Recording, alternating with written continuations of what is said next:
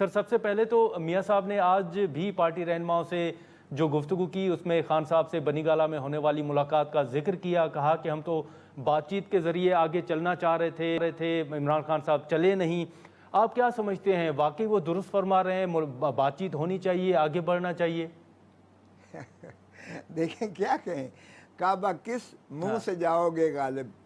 میں اب کیا کہوں، شرم تم کو مگر نہیں آتی۔ دیکھیں جو شخص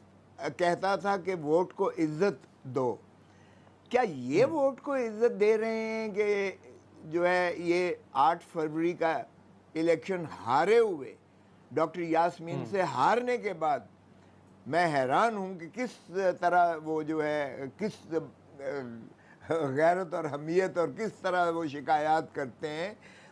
جب عوام نے آپ کو مسترد کیا ہے 8 فروری کو، تو پھر بھی آپ جو ہے ڈٹھائی سے آپ نے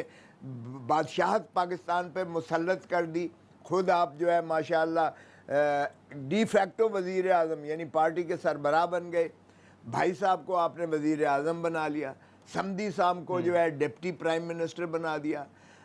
دختر نیک اختر کو پاکستان کے سب سے بڑے صوبے کا چیف منسٹر بنا دیا۔ باقی تو سارے جو ہے نا وہ باقی یہی رہی ہے، تاج پوشی کر دیں اور پھر ایک بیوگل بجائیں کہ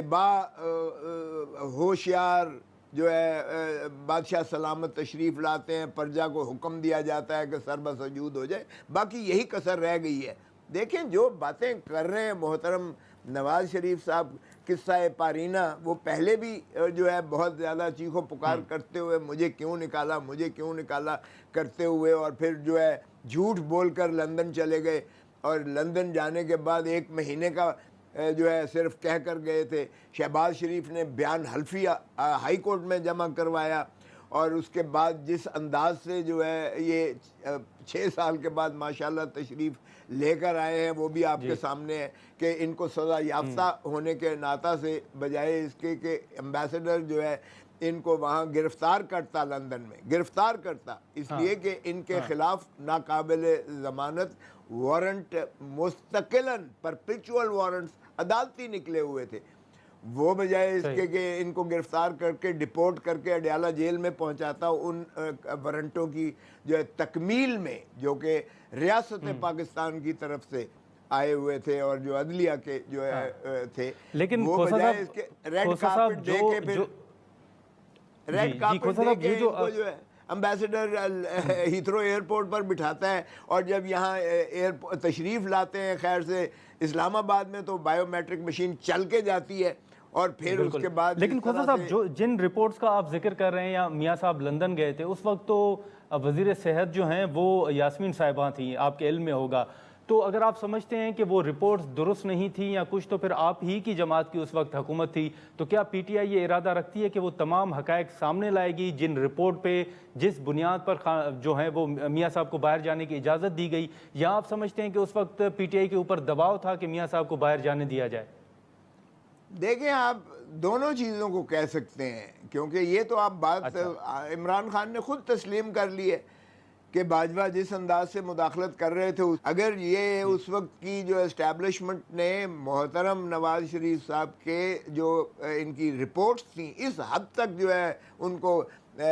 وہ میگنیفائی کیا کہ عدالت نے بھی کہا کہ اگر یہ کچھ ہو گیا انہیں تو کون ذمہ وار ہوگا، اور ایسا لگتا تھا کہ آج نہیں تو کل نہیں تو پرسوں، اب ان کے گئے تو گئے، اس حد تک جو ہے نہج پر ان کا جو ہے وہ لے کر آ گئے تھے، اور خود محترم جب نواز شریف کو بھیجا گیا جس انداز سے، تو یہ سٹیئرز سیڑھیاں چل کے جہاز پر نہیں گئے، یہ اس کے لفٹ کے ذریعے جہاز پر پہنچے، اور اس کے بعد لیکن کھوسا صاحب آپ سمجھتے ہیں کہ اس وقت جو وزارت صحت تھی اس کا کوئی عمل دخل نہیں تھا، بلکہ یہ رپورٹ جو ہیں وہ اسٹیبلشمنٹ کی جانب سے تیار کی گئی؟